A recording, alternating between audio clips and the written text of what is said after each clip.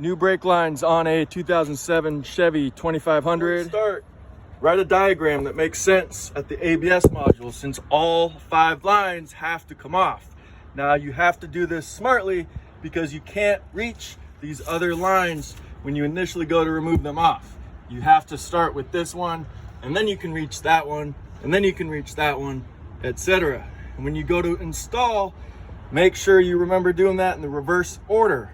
If you put on that passenger side line first, well, if you keep going and then you do the rear line last, you're not going to be able to reach it when you go to tighten it. So do everything in reverse. This is install right now, putting this one in first, and then I'm doing the front to the master cylinder next, and then I'm doing rear to master cylinder next, and then doing passenger and driver, etc. Towards the rear of the truck, I found it easier to pull the back line through the back. It seemed easier that way, up to you. You can also cut them in sections, which would make it way easier. I didn't because I wanted to match up my new line with the old line, make sure all the bends matched up. When you go to install the new line for the rear that goes all the way back, I found it a lot easier to install it also going that way, bringing the lines that way, following the line all the way down along the tank. I thought was easier. I did this with the tank in and the bed on. Some people like to lift the bed, drop the tank. You don't have to. I just did it. Yeah, is it a pain? Sure. You just have to inch it along. If you get stuck here, move it along. If you keep pulling it, go check where it's stuck, pull it along, find out where you're stuck, and just keep inching it. You'll find it, it works. You don't need to lift the bed or drop the tank. Over at the front of the truck, when you go to remove that line, you're gonna have to take off the cover. There's 5 bolts. I think it's a 15 millimeter, whatever. The line runs along here, goes to that wheel, and then it comes back. I cut it up here. You have a very difficult clamp right up in there.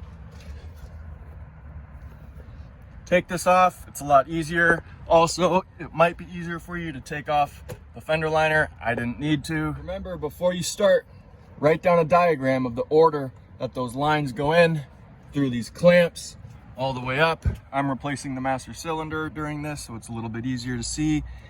Throughout the whole process, you're gonna run into these clamps. You just have to move this side over and pull the line out. However you wanna pinch it, pull it, lift it. They're just attached in there by pressure. Just pull this little clamp and it'll lift out and pop out. Your new lines are gonna come with these stickers called shipping bend. They purposely bend it so they can fit it into this giant ass box. Bend it on something straight, against your leg, whatever you want to use, but make sure you bend it evenly in the center. The front line is going to seem difficult at first, but it's really not. What I did was came in from underneath. I started right up there. That's where I started shoving it all the way up through the corner. Got this side kind of hanging in, came back around to the top, kind of fished it back down through there along the frame rail, and then dealt with it underneath. It's doable. This job isn't complicated.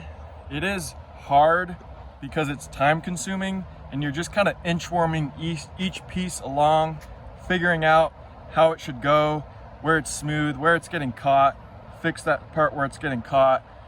You really need a lot of patience, and taking your time is huge on this one. Again, not complicated, but make sure when you go in that each fitting as well, that it's square and lined up when you go to tighten it. It shouldn't be really hard and tight and difficult to put on. Make sure everything's lined up evenly and it's all smooth when it goes in. It shouldn't be difficult screwing these in. It should be nice and loose at the fitting area. If it's not, go somewhere else in the bend and fix it. You'll have slack that you'll find. You just have to make sure that your fitting isn't just jammed in there and really difficult to screw on. Make sure that's not happening. Create some kind of easy color coding system or way of marking these two so that when you go back down and you track them at the ABS module, you don't have to run up and down 1,000 times and double check. Save time. Helps to throw on your old master cylinder or the new one, whatever you got, to help match these up as well, because there is no room putting this on. I'm gonna have to put it in the master cylinder before attaching the master cylinder, because there's no room in here. And that's it.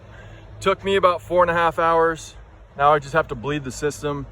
I'm gonna do a aggressive full flush bleed, and then I'm gonna do an ABS bleed with the scan tool, because the ABS was open everywhere. I just wanna make sure that that's all good. And then I'm gonna do finish it out with a 2-person method for bleeding it at the very end.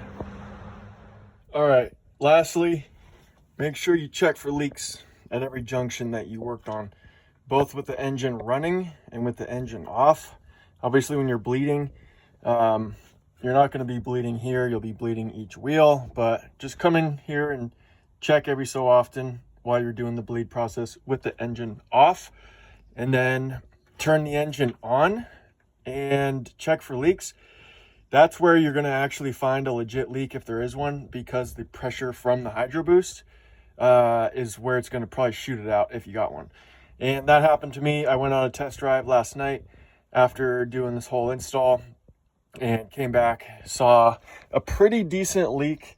I mean, probably a drip every couple seconds, so pretty severe.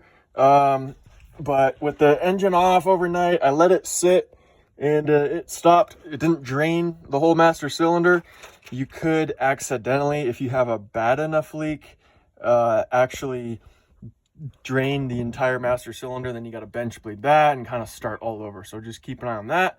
But it was leaking from the center one and the furthest one back up there, which circles back and goes to the rear. These two were such a pain to try to loosen to figure out what was leaking, because you had to take this one off to get to this one, and you had to take this one off to get to that one. If you have a short enough wrench, you could probably modify one. I almost did that because of how annoying it was, but a full-size wrench, you're gonna hit up here every time you try to loosen without taking all of these off. So just food for thought. And yeah, it was these two leaking. I put my camera down underneath, started the truck, pressed the pedal, and I'd see that it came out pretty good at the actual line, but then also through some of the threads. This one was way worse. It was coming out strong out of the line and the threads, so I pulled both out, made sure to line up the lines as straight as possible. You kind of have to look at it from like back here to make sure they line up really well, and do that. And as you're wiggling, this took me all day to figure this out, so hopefully this helps somebody.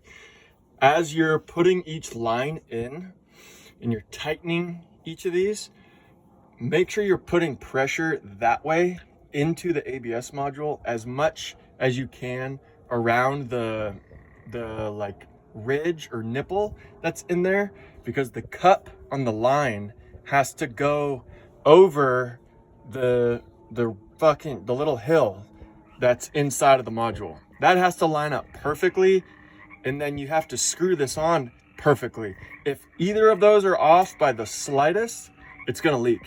And you can crank down on these as hard as you want. There's frogs down there. You can crank down on these as hard as you want, and it still won't fix the leak. You have to make sure that the line itself is straight. And then as you're tightening, kind of wiggle a little bit. Don't throw off your position down there, but you'll feel it gets tough. Kind of wiggle the line, you'll get a break, and it'll be easy to screw in for a couple, and then you'll hit another ridge. Kind of wiggle the line, and then you'll get another break, a couple turns, and then you'll really realize when you've bottomed out, and then you can crank down on it pretty hard. But make sure to test it with the engine running. That's when you're really gonna know if you have leaks here or at any of the wheels. And if you ever take these off, I did an ABS bleed with the scan tool, and then I did a regular 2-person method afterwards, just to be double sure. So that's it. Hopefully somebody learned something. Thanks for watching.